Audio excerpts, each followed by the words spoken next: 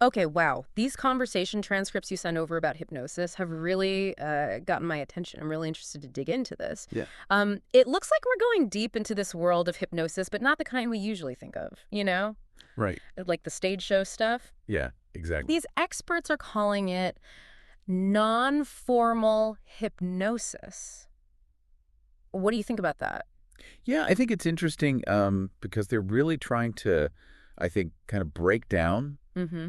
those stereotypical views that people have about hypnosis, and they're really advocating for us to kind of expand how we think about it. Yeah, and one Yeah. of the things that they point out that I thought was interesting is that right away they're saying that the word hypnosis itself Right. can be kind of a problem. Yeah. It brings up all these images of like, swinging pendulums and people clucking like chickens and all that. Yeah. And it makes people nervous about the whole thing. Yeah. Yeah. One of the experts even mentions that clients have told them they're worried that they're going to end up drooling on themselves. So, Oh, God. they're really highlighting that there's this fear that comes with the word and that prevents people from kind of exploring all that it could do. It seems like what they're trying to do is to reframe hypnosis as something that we actually experience naturally all the time in our everyday lives. I mean, have you ever like gotten so caught up in a book that you lose track of time Absolutely. or, driven home and not even remembered the drive? All the time. Those are kind of examples of what they're talking about, right? Yeah, those are great examples. And that's what's interesting is that we already have this ability. Mhm. So they're saying we can learn to control it. Yeah. Now that's what I'm interested in. So how do they propose we do that? So they go into these three core mental states that are essential for understanding and inducing hypnosis. Okay. They call them calm, concentration, and deconcentration. Okay, so the first two, Yeah. calm and concentration, makes sense to me. Those are pretty straightforward, but Yeah. this deconcentration thing, that's a new one for me. Yeah. What is that? It is a little more complex. Think of it as this deliberate stripping away of meaning and significance. You're kind of detaching from how you normally think about things Uh-huh. and your interpretations, and that can be really freeing and can actually help conserve energy. Wait a minute, so you're saying if the hypnotist is stressed out, it affects the client? Yeah. I always thought it was all about the client's mindset, Yeah. you know? Right. But that's a really common misconception. The hypnotist's state of mind is actually really important. If they're anxious or insecure, Hmm. the client's going to pick up on that. Makes sense. Yeah. Calmness and confidence and genuineness on the hypnotist's part are crucial. Yeah, like in any relationship, Right. you got to have trust. Exactly. But how does this deconcentration thing actually work in practice? What's an example of that? They actually give the example of freediving record holders. Wow. These athletes are pushing their bodies to the absolute limit, Yeah. holding their breath for minutes at a time and diving to incredible depths. And they're using deconcentration to kind of quiet the mind, quiet their anxieties, and to conserve energy. And that's allowing them to achieve these incredible feats. It's like a superpower. It is. So, I mean, how does this relate to someone like me who's not trying to break any freediving records? Right. Could deconcentration help someone like me? Absolutely. Think about a time when you needed to focus and you really needed to conserve your energy. Maybe it was for a complex work project or just a challenging situation. Okay.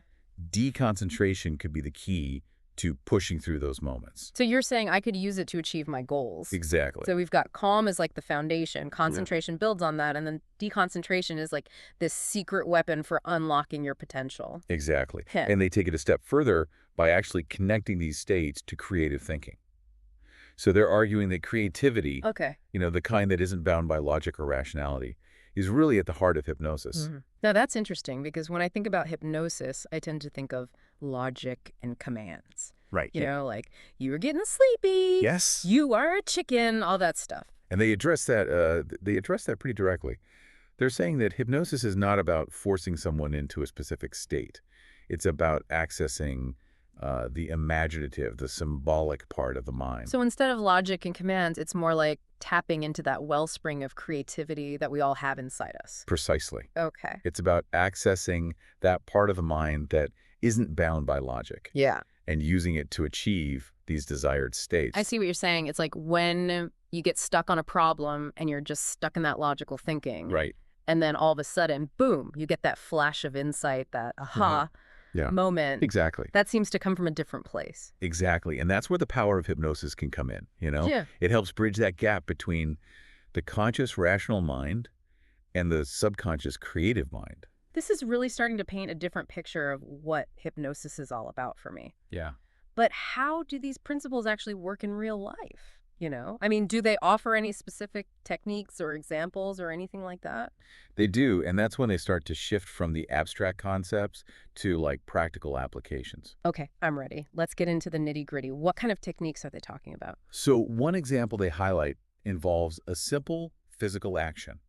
You clench and release your fist. Okay, what does that have to do with hypnosis? They suggest clenching your fist tightly while you visualize a problem that you're facing. Uh-huh. Imagine it's contained inside your fist. Mm. And then as you slowly release your grip, Yeah. you visualize that problem kind of dissipating and dissolving into nothingness. So it's like physically letting go. Exactly. It's tangible. Mm. It's a tangible way to practice managing those mental and emotional states. Huh. And by combining that physical action with that creative visualization, you're essentially training your mind to shift from that state of tension to a state of release. So it's not just about relaxation, it's about actually shaping how you think and feel. Precisely. That's interesting. And they emphasize that this kind of self-control, Okay. this hypnosis, Yeah. requires this really deep understanding of trust and how control actually operates. That makes sense. Yeah. It's not about like dominating another person. Right. It's about creating an environment Yeah. where both people feel safe Exactly. and empowered. Exactly. Yeah. And they argue that these principles of hypnosis Yeah. aren't only for formal settings. They're at play all around us, Yeah. Influencing our daily interactions and experiences. Okay, now that's an idea, right? That we're always being hypnotized in a way. Yes. I really want to hear more about that, how these principles show up in everyday life. So they have some interesting examples Yeah. of how these hypnotic states and our lack of awareness of them Yeah? can really impact us day to day. Okay, I'm ready. Give me some examples of what you're talking about. Well, they talk about salespeople Yeah. who, because of their anxieties and this pressure to make a sale, completely miss the cues from potential customers. Yeah. They're basically hypnotizing themselves into failure. I've been there. You can feel the energy shift when somebody is just trying way too hard to convince you of something. Right. It just puts up a wall and you can't even connect. And then on the flip side, they talk about skilled communicators. The people who really understand these subtle hypnotic states, Mm-hmm. they can actually create a hypnotic state of rapport Yeah. and trust with others. Right. So the emotional connection is key. Yeah. But it seems like it's more than that. Like it's not just about empathy, Right. but it's about like tapping into a shared subconscious. Yeah. It's like a synchronized dance or something. Exactly. That's a Yeah. fantastic way to put it. It's about recognizing those moments when two minds are just in sync. They're vibrating at the same frequency. That's where the real connection happens. This makes me think about all those times I've tried to have like a difficult conversation with someone. Yeah. And it just feels like we're talking past each other. Right. It's like we're in completely different mental states. Yeah. And nothing can bridge that gap. Exactly. And that's where that self-awareness comes in. Okay. They emphasize being able to regulate your own emotions Uh-huh. to create that inner calm and Yeah. clarity Mm. before you go into those potentially charged interactions. So it's like you can't pour from an empty cup. Right. You have to take care of your own mental and emotional state before you can connect with other people. Exactly. And it's not about suppressing your emotions Okay. or pretending to be somebody you're not. Right. It's about acknowledging your feelings, Yeah. understanding where they're coming from, and choosing how you want to respond. Okay. It's about taking control Yeah. instead of letting your emotions run the show. Makes sense. So how do we do that? How do we actually cultivate that self-mastery? So one technique that they highlight is a visualization exercise Okay. that's designed to manage negative emotions Oh. or those intrusive thoughts. Have you ever had those thoughts Oh, yeah. that just keep swirling around in your head, All the time. even when you try to push them away? It's like a broken record in my brain sometimes. They suggest picturing yourself clenching your fist really tightly Mm-hmm.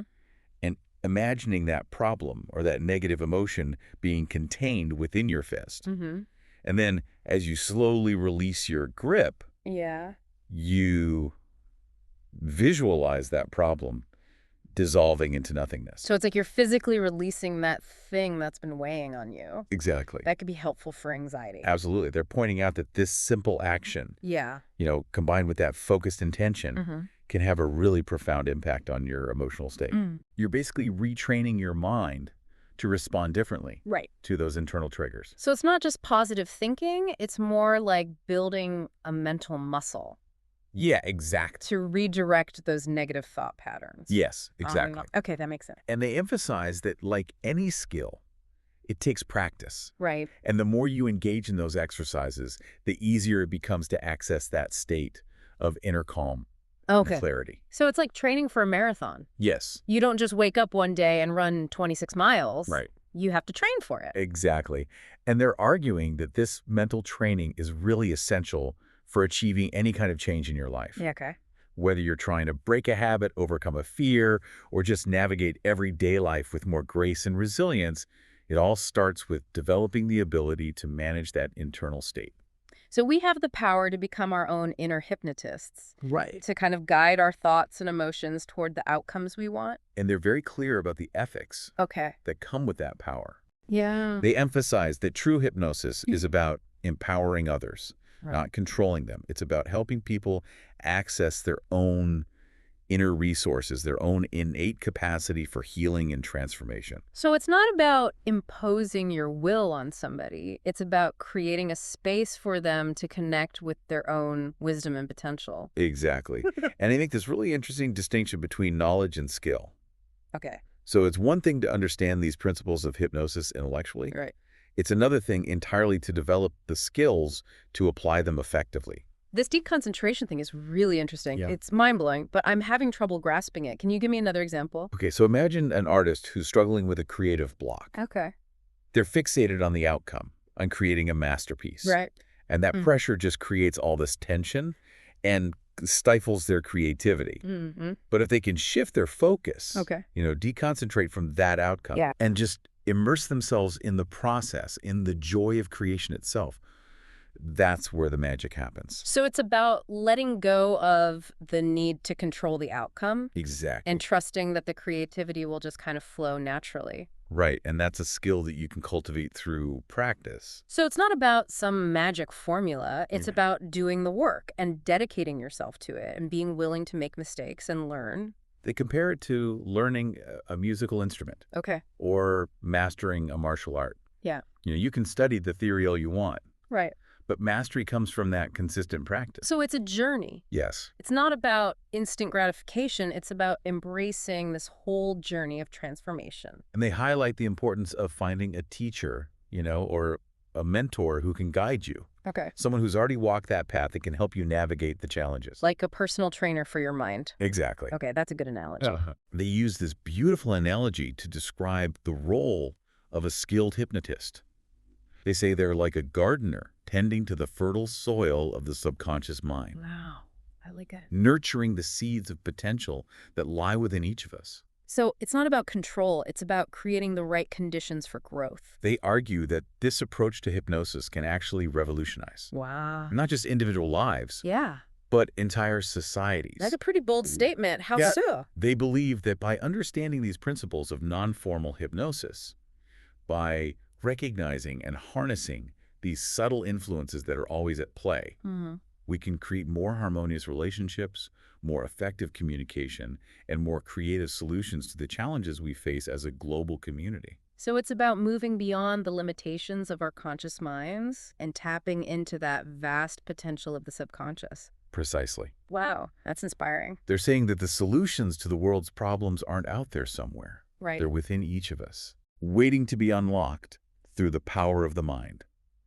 And they offer practical advice on how to cultivate this power in our own lives, Okay, I'm ready to hear about that. starting with these simple techniques for becoming more aware of these states. Well, I don't know about you, listener, but I'm definitely eager to hear more about these practical techniques. Yeah. So let's take a moment to gather our thoughts, and we'll be right back after a short break. Sounds good.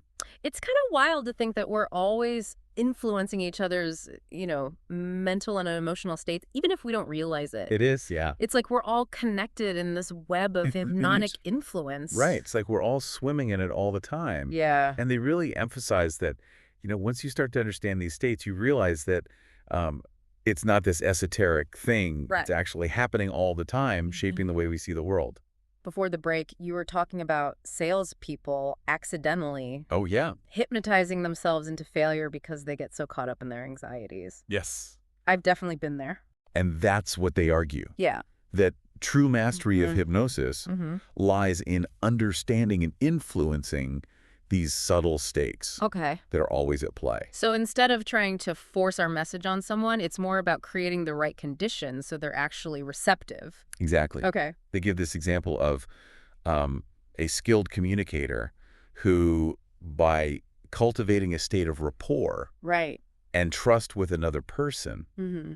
actually creates this hypnotic state Okay. where the other person feels understood. You're right about that emotional connection being so important. Yeah. But it seems like there's something more going on, you know? It's not just about empathy. Right. It's like you're tapping into some shared subconscious state. Yes. It's like a synchronized dance. That's it. It's recognizing those moments when two minds are in sync. Yeah. You know, they're vibing at the same frequency. Wow. And that's when that true connection and influence can happen. This is making me think about all those times I've tried to have a difficult conversation with someone. Oh, yeah. And it just felt like we were totally talking past each other. Right. Like we were in two different mental states. Totally different worlds. And there's just no way to bridge that gap. And they would say that's where self-awareness comes in, being able to regulate your own emotions, Right. to create that sense of inner calm and clarity before you even enter the conversation.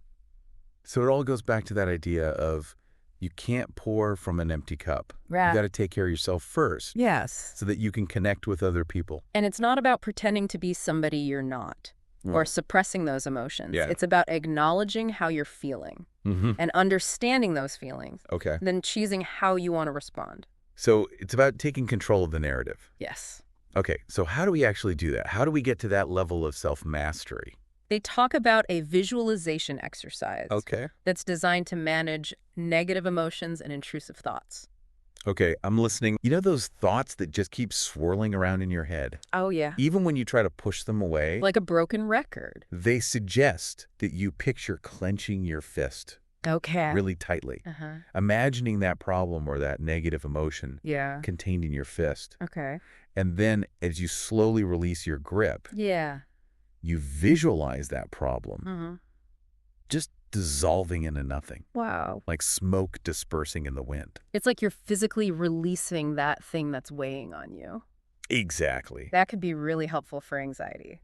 They point out that that simple action, Yeah. combined with that focused intention, Uh-huh. can have a huge impact on your emotional state. Wow. You're retraining your mind to respond differently to those triggers. So it's not just about positive thinking, it's more about developing that mental muscle. Yeah. Okay. They say it takes practice. Right, like anything. And the more you engage in these exercises, the easier it becomes to access that state of calm and clarity. So it's like training for a marathon, you know. Exactly. You don't just wake up one day and run 26 miles. Right. It takes time. Okay. You build up to it. Yeah. And they argue that this kind of mental training is really essential for achieving any meaningful change in your life. So whether you're trying to break a habit or overcome a fear or just handle everyday life with more grace, it all starts with being able to manage your internal state. That's what they're saying.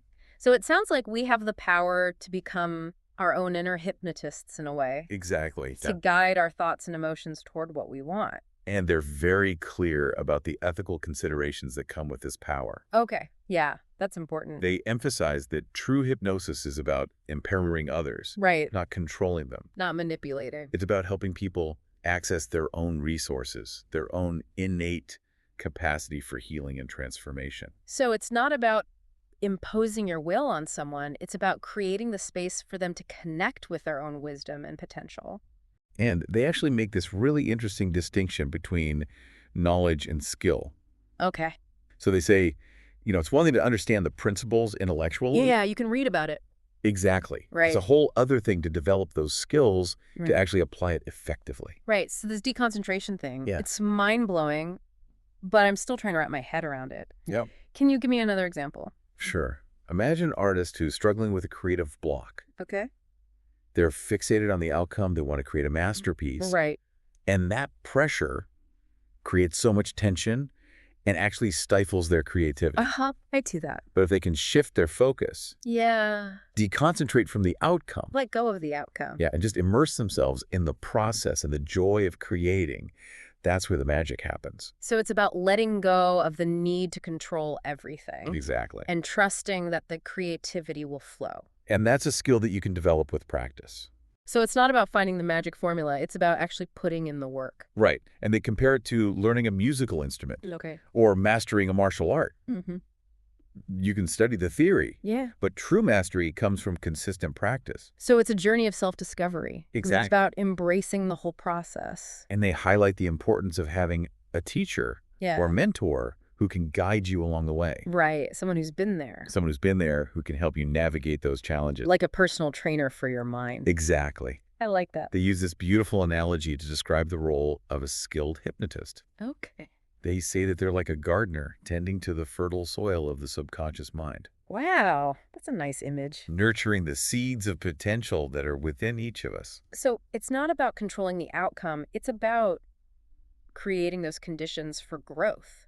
And they argue that this approach to hypnosis actually has the potential to revolutionize not just individual lives, Wow. Okay. but entire societies. That's a big claim. Yeah, they believe that by understanding these principles of non-formal hypnosis, Mm.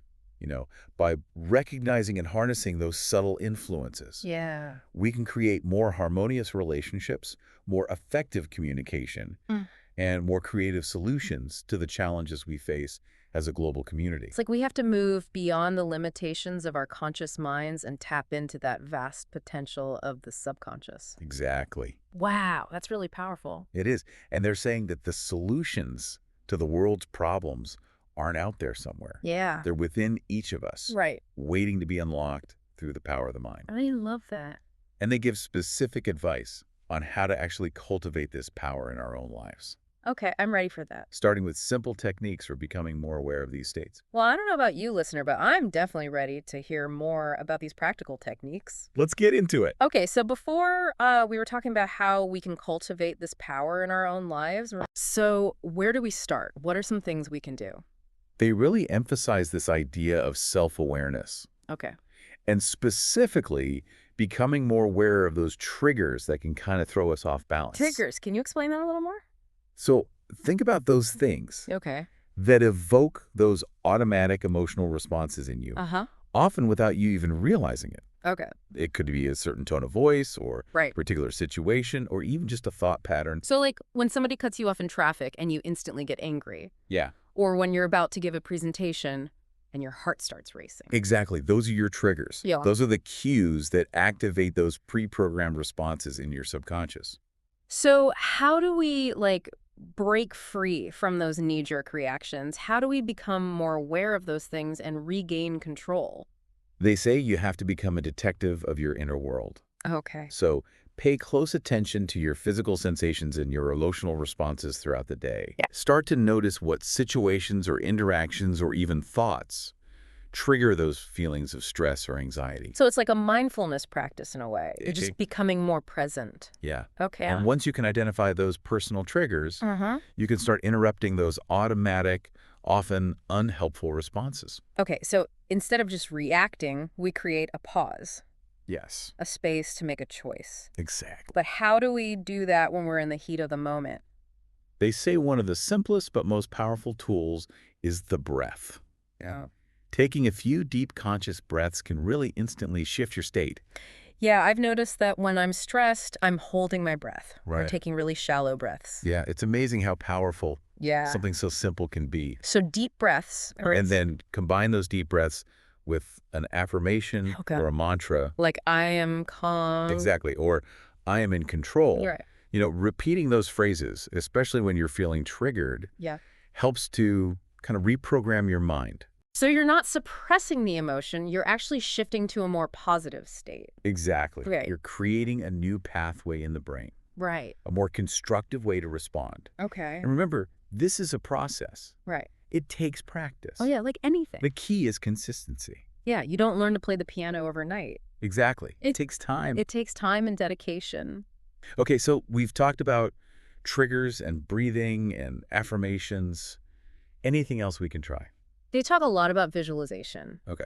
They argue that our subconscious minds don't really differentiate between what's real and what's imagined. So if we can visualize ourselves achieving a goal, Right.